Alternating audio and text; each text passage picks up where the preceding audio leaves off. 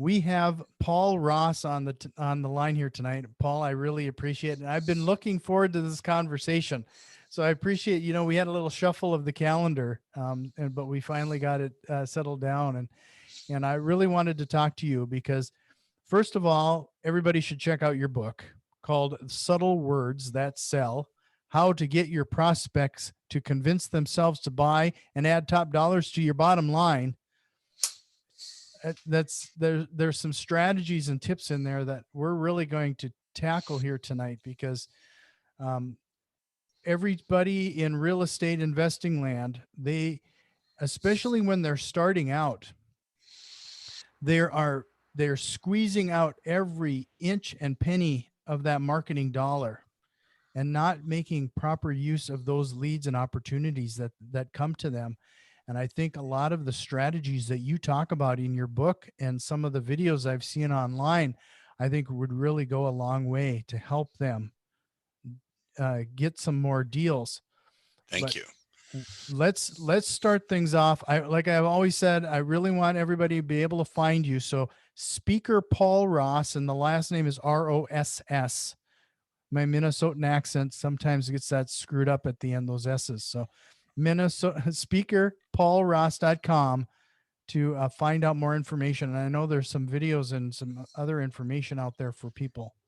Yeah, that's if you want to get my rapid sales accelerator training, it's completely free. It's an audio training, a PDF report on destroying objections, and then a first 4 chapters of my book on mindset, because mindset is a huge part of success. I don't care what business you're in, whether it's real estate investing, selling cars, it doesn't matter. Your mindset is the crucial factor.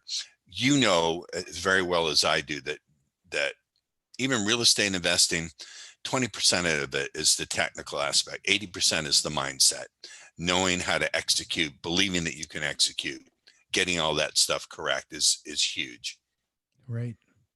So let's start things at the beginning here, because one of the things that I think is really intriguing is that a lot of people, and there's been a lot of sales training, especially in real estate investing lately, that talks about building rapport and how much time a person really needs to put in, so it's not uncommon for some real estate investing and sales coaches to tell you have to be there on site for an hour or more to build that necessary rapport to close that sale.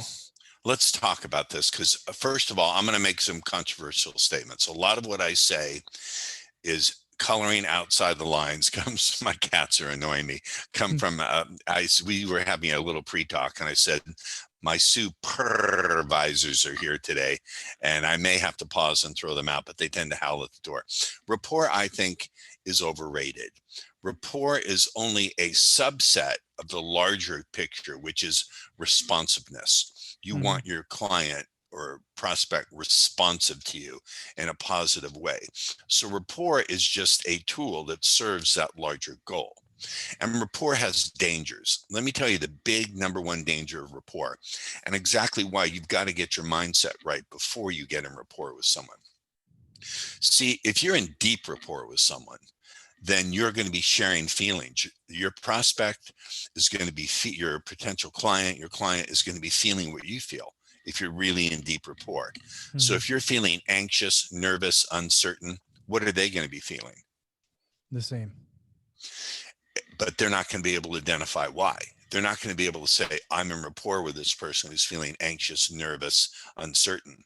They're just going to conclude that because they feel that way, you're not trustworthy. And then they're going to excuse themselves or go through the motions to be polite.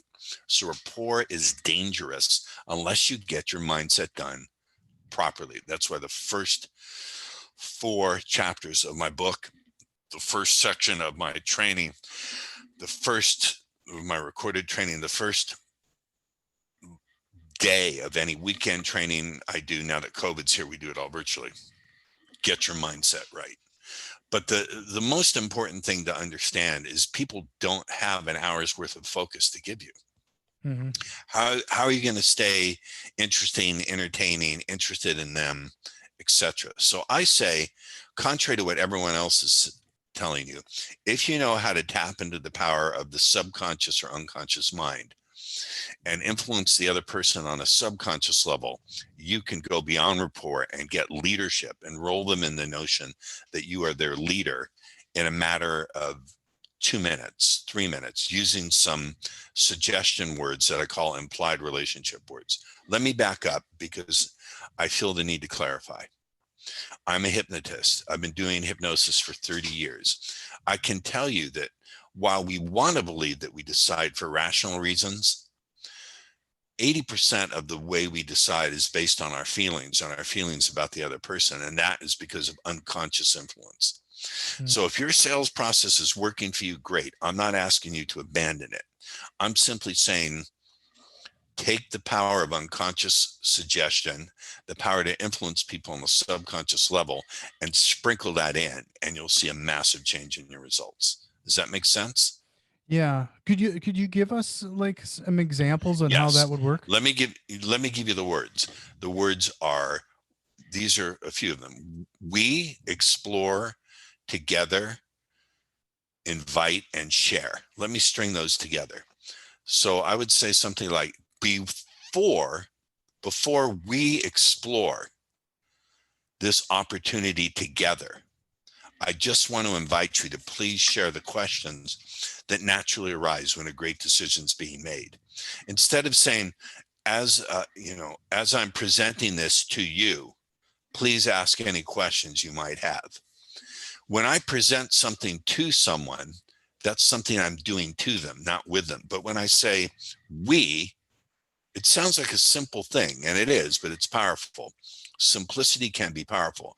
When I say we, that implies a shared activity. Before we explore is a powerful word because an exploration implies a leader. And for every leader, there must be a Follower. Exactly. So you're implying that there's a follower. See, here's a rule of unconscious influence.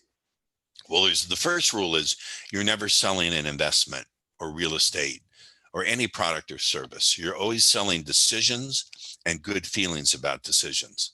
Mhm. That's a mic drop. Mic drop number 2. Whatever you can get your prospect to imagine for themselves will be perceived by them as being their own thought, and therefore they will not resist it. And the two best ways to do that are through implying things and through the power of suggestion. So when I say we, I'm implying without saying it that we're in this together. When I say explore, I'm implying without saying it that I am the follower and you are the leader. I strike that I am the leader and you are the follower. Does that make sense? Mhm. Before we explore this together, togetherness again implies a relationship. I just want to invite you. What does it mean to invite? It means that I'm extending something of value to you, to share the questions, not ask the questions, share your questions. What's the difference between saying ask and saying share? Share implies that we're doing something together. JD, do we share things of value with people who we don't trust? No. No. So because we're implying it's a valuable activity and we're inviting them to share, that implies a relationship. So all those words put together, along with the other techniques of rapport, I'm not saying drop them, but I'm saying nowadays, if you're taking an hour to get rapport, it's like taking an hour to get a lady's phone number. And people just don't have the focus and the time. They're distracted. Nowadays, look, you see this device. This device is your number one competition for doing anything that requires your prospect's focus, because they're distracted, they're overstimulated, they're numb to all the overstimulation. Nowadays, we have Twitter, Facebook Instant Messenger, text. What's the new one? Clubhouse. Have you heard of Clubhouse? Yeah, I have heard of Clubhouse. I haven't experimented with it Yeah. yet, but No, me neither. But and then we have LinkedIn. If you're in the business world, LinkedIn messaging, it's too much for people. You don't have an hour to get rapport with people. I'm very, very unconventional. I come from a different world. This is not in biography. I started out as a dating coach, and I created that whole dating coach industry. And I learned early on that if you're dealing with someone who's got a lot of options, you don't have an hour to make an impression or to get Right. rapport. You have to do it pretty quickly. All right, you need to get down, get out. Good girl. Sorry about that. No, that's okay. So it gave me a second to like digest some of what you're saying, because you're talking about, there was a ton of mic drops in there that I really want everybody to focus on. I mean, in real estate investing, we have particular problems that I think you're addressing straight off. One of those is that we have a lot of people who call us and they just want our number. They just want how much we're going to pay for a property, or how much, some real estate investors are also realtors. So how much can you list my property for? But we need to like derail them a little bit and try to understand the problem and what we're trying to solve, and trying to get them engaged a little bit more than just giving the number, because as soon as you give them a number, they're Right. on to the next person. So my answer to something like that is, when they ask for the number, is to say, well, before we explore that, before we explore this opportunity together and we work through what that number might be, I first need to know some information about you so we can conclude this would make a good match. So thinking about it like that, let's explore just a little bit. I only have about 2 minutes. And that way you put a false time constraint. You're saying you're the one who has the time limitation. Do you understand? Oh, sure. I've never heard anybody say to do that. Like that's good. There's a lot of, I took that from the dating. Again, I took it from the dating world. If I'm approaching a stranger, I want to say, hey, start the conversation, say, I only have a couple of minutes to talk. That way they're not afraid that I'm going to monopolize their time and sit there for an hour and bore them to tears or creep them out. So again, I started as a dating coach, and if I can give a little backstory, is that all right? Oh yeah, absolutely. Go ahead. Yeah. So I started as a dating coach, and I developed all this stuff, and my students would come to me, write me emails and saying, thank you, I met the love of my life, or they'd send pictures of their kids. And then they'd say, I've been using this for sales and I've tripled my income. I thought, oh, dumbass, why don't you go back and look to see how you can map it over into sales? Now, I did some selling when I was a kid instinctively. 9 years old, I tell the story in my book how when I was 9 years old, I was selling candy bars and instinctively used some of the stuff I later teach. But that's my background. And because I come from outside the field, I can see where the field is myopic, where the field is nearsighted. What I teach is not stuff you can get from off the shelf. This is my mother taught me to think outside the box, to color outside the lines. She later smacked me around because I colored on the walls. But I'm contrarian and I don't think conventionally. So if you're willing, what I'll say to the people in the audience is this. If some of my ideas appear shocking or counterintuitive, I want to challenge you, because it's the very ways of thinking and acting and behaving that stand so far outside of what you're used to doing that bear the possibility of bringing you results that are so far outside of what you're used to enjoying, so far beyond that. Does that make sense? Yeah, it does make sense. Could we back up just a little bit? You Sure. were talking about how it's important to get people to that point of a decision, and then them being okay with their decision. Feel good How do about you the decision. feel good about the decision? How do you get them? Well, first of all, how do you get them to that point? Well, that's the point that requires a lot of steps intermediately, but you can get it. there's a clever little piece of language that I used in that initial introduction. We're going to go through it. I'm going to give you a bonus. Is it okay to give a bonus to your audience that I Abs- normally would not ab- give? well, This is normal. everybody This is get your pens out. no, listen to this over and over. Let me unpack it. I could say to you, before we explore this opportunity today and really work through what number would allow us to create a good decision today, I just want to invite you to share the questions that naturally arise when a great decision's being made. Now, notice, did I say a great decision to do this deal? Mm-mm. No, you said I great said a decision. great decision is being made. I left it deliberately vague. Because when you're artfully vague, when you're deliberately vague, the unconscious mind of the other person will fill in the blank. And the unconscious mind, inside of the context of you having rapport and already making those implied relationship words, is going to conclude, yes, I'm going to make a good decision. Now, here's the $1 million secret inside of that. When I say a great decision's being made, if they're in front of me, obviously you can't do it on the phone, but if they're in front of me, I do this. A great decision's being made. I do a tiny little head nod. That becomes an anchor for them to fire off that whole chain of suggestions. Anytime they start to disagree with me, I just do that, and their unconscious mind says a great decision's being made. So it wipes out the objection. This sounds crazy. I know it sounds, I have a lot of free stuff. Just grab my free stuff, try the free stuff, and look at the results you get. This is why I have to give out a lot of free stuff, because what I'm teaching is so whacked out. Until people see their own results, they're not going to believe every word I say.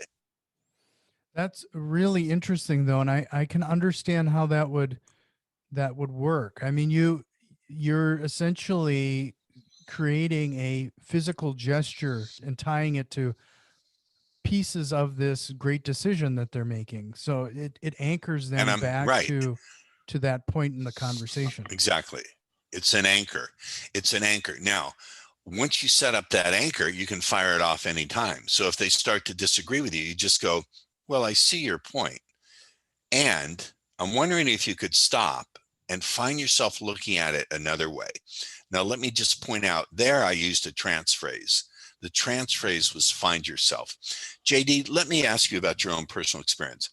Did you ever just find yourself reaching for the refrigerator door and you don't even remember what it is you were looking for in the refrigerator?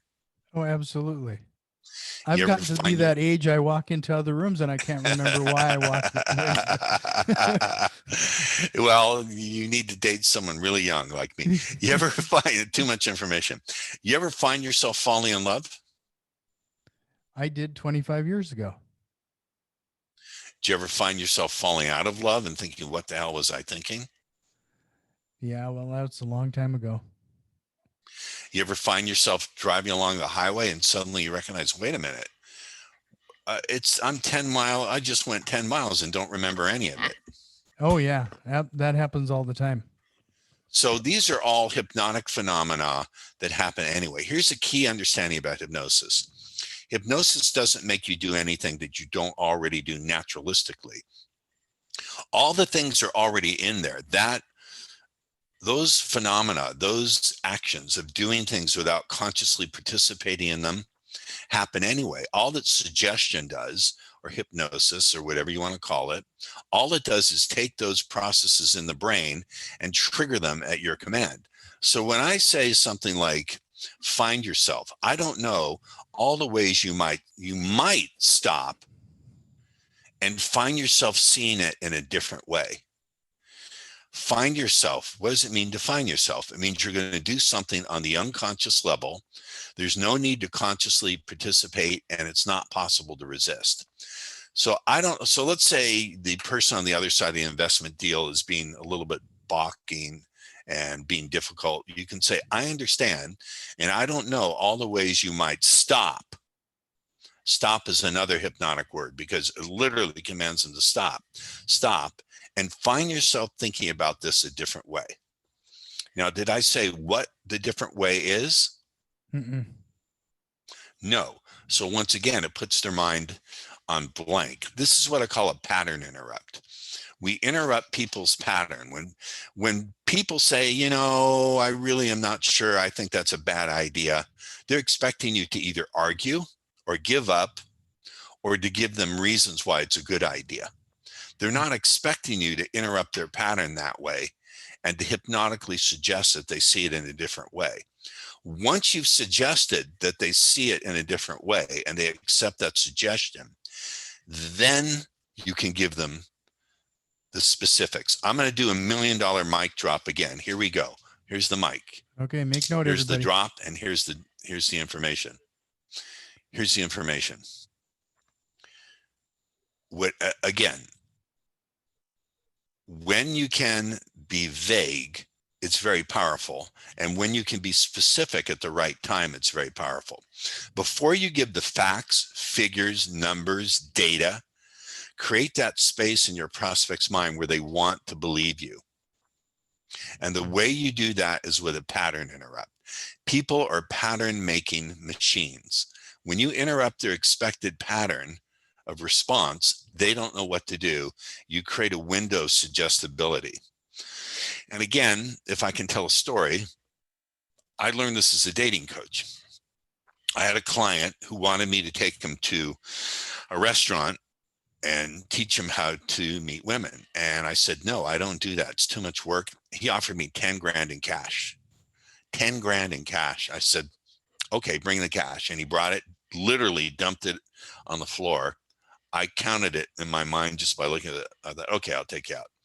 Now, this guy struck out so badly. Have you ever had the experience of watching someone humiliate themselves and you feel embarrassed for them? Oh, yeah.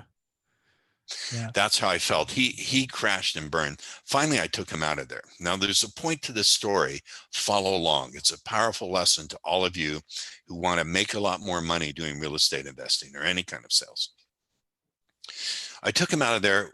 We were waiting for our cab, and I saw a lady across the driveway. I said, look, there's a lovely lady waiting for her cab. For some reason, JD, it went in the wrong way.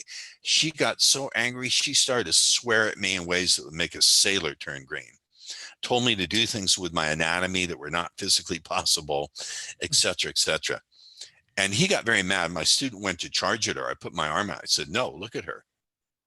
She's someone's daughter. She's someone's sister.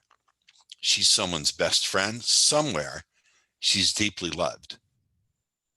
Now, there was a moment of confusion, and then she burst into tears and ran across and threw her arms around me and kissed me on the cheek and said, I've never had anyone say such loving words to me. And she just sobbed and said, I love you. You're such a wonderful man, but I'm so sorry.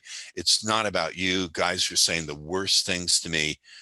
What's your name? I said, Mr. Wonderful, here's our cab, and off we went. But what's the point of that story? She was expecting me to either yell at her, to attack her back, right? To apologize to her, or to walk away. By not doing any of those three things, by doing something completely unexpected, I took her from rage, from like wanting to throttle me rage, to love in the space of 15 words and 1 minute.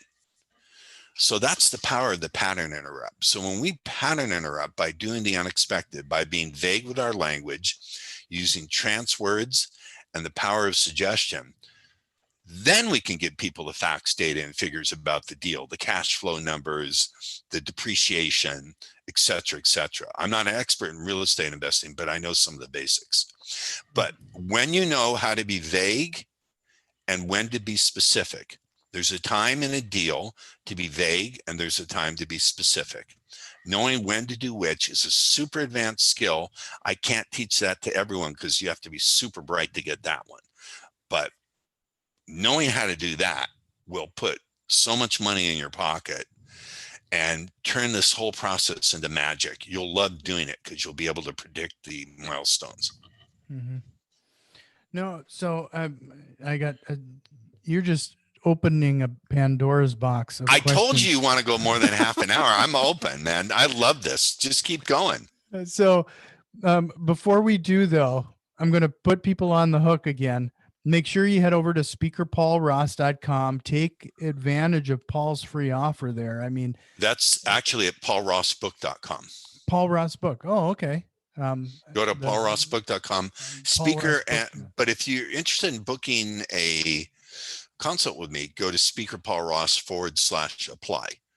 Okay. And I work with people who are already super successful. So if you're a star and want to be a superstar, or if you're a superstar who just wants to get the edge on yourself, apply to consult with me. I go over every application, but I don't take everybody because I get to be picky with who I work with. Sure. Well, no, that's Sorry understandable. about that. Go ahead. No, and I mean, if anything, make sure you head over to, well, you can go to Amazon, and I'll make sure to include some of these links in the show notes and grab your book, because I mean, we're basically just tip of the iceberg here today regarding some of the information. And it's called Subtle Words That Sell. And look how handsome I am. This is what you can do with a good photographer and a lot of airbrushing. So, you know, what you're saying there is really interesting. And I actually am going to share a little story or a little scenario with you, because what you're saying has actually panned out true in a couple situations for me. And I likely picked this up with some other sales training that I've been through. You know, you kind of grab a hold at kind of what works for you. But first of all, one of the things that are always trying to position some of those words and phrases that you're teaching us here tonight is ideal, because what we're trying to do is we're usually buying properties at a discount. You know, we're kind of a reverse sales, if you will. And they usually don't like the price that we give, you know, because we're never going to be the highest and best option. But I'm usually trying to get it's me and them versus the market. It's the market that's dictating the price. You know, I'm trying to be a team. So some of that phrasing that you're teaching would be ideal for that type of scenario. Yeah, I would say something like, listen, I understand exactly what you're saying. And I don't know all the ways you might stop and find yourself recognizing really it's about you and I against the market. It's not me setting what the investment will be. It's what the market will bear and what the market shows based on the cash flow that the property really is worth. Mm-hmm. Yep. And then the other thing that I definitely have discovered is that when you say there are time to get specific, when I do give numbers, I'm very vague. In fact, I usually give ranges. That seems to work for me. You know, That's fine. I give price ranges. You should And give then ranges. and then when I'm there and I'm talking to them, and the first volley is a number. Excuse me, I'm First sorry. volley is finally our number. And then you know, we usually have that situation where they're not very happy with it, but we try to talk through it. I usually end up at a very specific number, you know, where real estate is usually, let's say, $99,900. You usually see prices like that in real estate.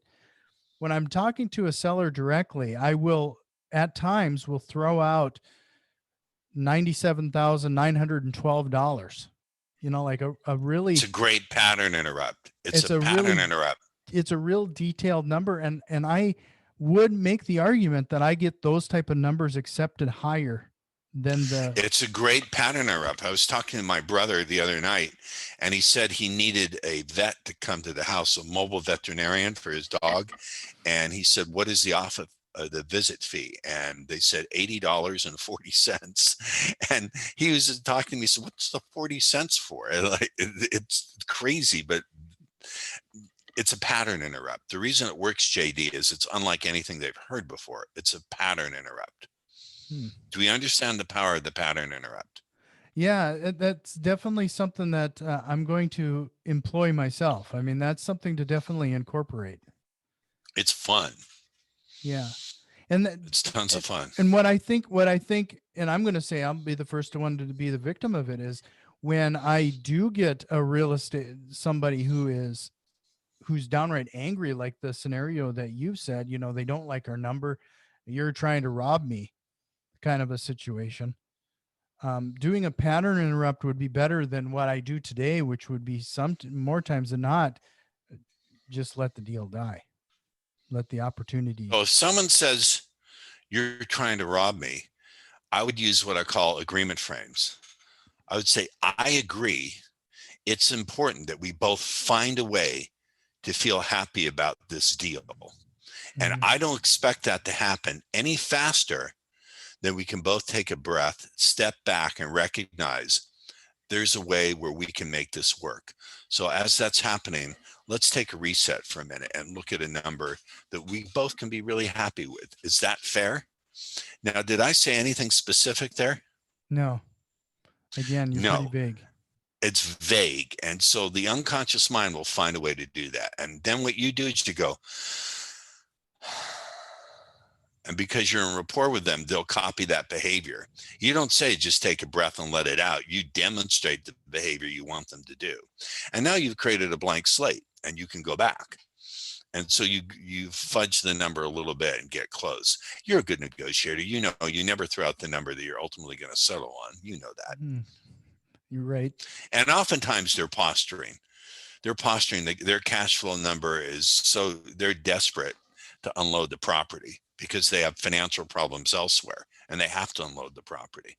Mm-hmm. So, They're not going to tell you that. So some of this stuff is happening, and I guess I didn't even now that you call it a disrupt, there's Pattern another interrupt. pattern interrupt. I do that again in some cases where I do have a deal just like is done, like I'm there and it's just not going to happen. And at the end of it, just before I'm walking out the door, I'll say, well, it was really appreciate the time you gave me today. And sorry it didn't come together. But just between you and me, now that it's over, how close did I get? And then it usually starts the conversation again. Good too. It's class takeaway, tearing up the contract. So it's that pattern interrupt again. Really when I think about it. I have a whole, this is part of my Rapid Sales Accelerator free training. We have a whole report on how to use pattern interrupts. But I teach this to real estate salespeople as well. Like whenever someone says, I'm sure you get this in your business too. You ever hear this objection? I need more time to think it over. All the time. All the time. Would you like to? Here's another mic drop. Ready? Yeah. 1, 2, 3. Mic drop. Say it with me, those people at home. Here's a great response. It's what I call a counterexample. So role play. Just say, I need more time to think it over. I need more time to think it over. Hey, I understand, JD. Is it okay? May I ask you a question? Have you ever had the experience of taking a long time to think something over and it still turned out to be a bad decision? Yeah. Maybe it's not about time, but about the clarity you need to recognize a great decision can be made to move forward. So thinking about like that, what concerns do we really need to get out on the table so we can make sure you can move forward today? So now we've totally taken that objection and we've wiped it off the map by using a counterexample. How about this one? I have a few more people who I want to talk to today. Oh yeah, That's I a get good that one blow a up. lot. Yeah. All right. How would you like me to increase your revenue by 50% today by wiping that one out? Yeah. How do you do that? Would you have me on the show again if I did that? You're the way this is going, you're welcome back anytime. Did I tell you before we started today, I would give you one of the best interviews ever? Yes, you did. Am But I living now I up to the think you brag? hypnotized me. No, am I living up to the brag or living up to the brag? Okay. Yeah. And again, I learned all these pattern interrupts in teaching my dating courses. When I don't want to offend anybody, so we'll just stick to this. So I need to talk to a few more people. I'd say, hey, I understand, but can I ask you, have you ever had the experience that the more options you were presented with, the harder it became to make a good decision because it was just all too overwhelming and confusing? Maybe it's not about talking about to more people, but about getting the clarity you need to recognize you really want to move forward today. So thinking about it like that, why don't we make clear what it is you need to know so you can recognize this is the choice you want to make. And then when you say this is the choice you want to make, you do that. And now you've linked it to yourself. You see that? So once again, we're taking a counterexample. They're saying they want to talk to more people. The implication is so they can make a right decision, correct? Right. Now you're going with the counterexample going, if you talk to more people, it guarantees you won't make a good decision. Mm-hmm. Does this make sense? Yeah. Yeah. I'm going to give you one more freebie. And this is like 10% of what's in the Rapid Sales Accelerator training. You can pick it up for free at paulrossbook.com. No, I was going to use a vulgar word. No spit. Okay. I was going to give you one more. What was the one more I was going to give you? Oh, I teach this to realtors. Well, I really don't want to pay that high a commission. Can you come down on your commission a little bit? And so I teach my clients to say something on the lines of, well, Mr. Smith, with the right agent, you're not paying a commission, you're investing in skills. Maybe you'll get lucky with a bargain basement option, but do you really want to gamble with the most important asset of your life, your home? Do you see how we reframe the entire meaning of the objection? Essentially, we create objection amnesia. Mm-hmm. Yeah. No, there was so much information packed into this that I'm going to even go as far to say, I'm going to say something pretty controversial right now. People would be absolutely crazy not to take you up on that free offer to go and check out. paulrossbook.com. It's my Rapid Sales Accelerator training. And also, if you're doing at least 500,000 to 750,000 a year, then apply for a consult with me. That's speakerpaulross.com/apply. Again, I only work with high achievers who are looking to become superstars, or superstars who want to get the cutting edge technology, what you would call early adapters, but these are people who want to race against themselves and do even better than themselves and crush their competition. Hear their competition's bones breaking, because that's those are the high achievers. So those are the only people I work with in terms of one-on-one. I'll train in groups, and I have plenty of recorded courses and stuff like that. So if you're in that high peak performance category or this close to getting there, go to speakerpaulross.com/apply. I'll look over your application. I look over each one personally, but you have to open a big checkbook. I am the highest paid and most expensive coach you can't wait to hire.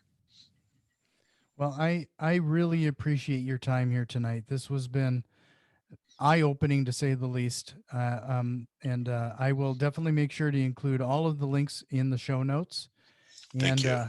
Like I said, you're always welcome back on this show. I want to, I'll take you up on that and be on here at least once a month. And I want to express thank you for giving me the perfect end to my working day. I love speaking and teaching. I can come off maybe a little bit arrogant. I don't know. I think it's just confidence, but really there's nothing I love better than teaching. I told my girlfriend, I love you, honey, but I love teaching is my first love. And she sort of shook her head and said, okay. Yeah. She gets it. She supports me in what I do. So that's why I love her. Sorry, ladies, I'm taken. Well, I appreciate it again. Thank you for being on. Thank you. Bye, everybody.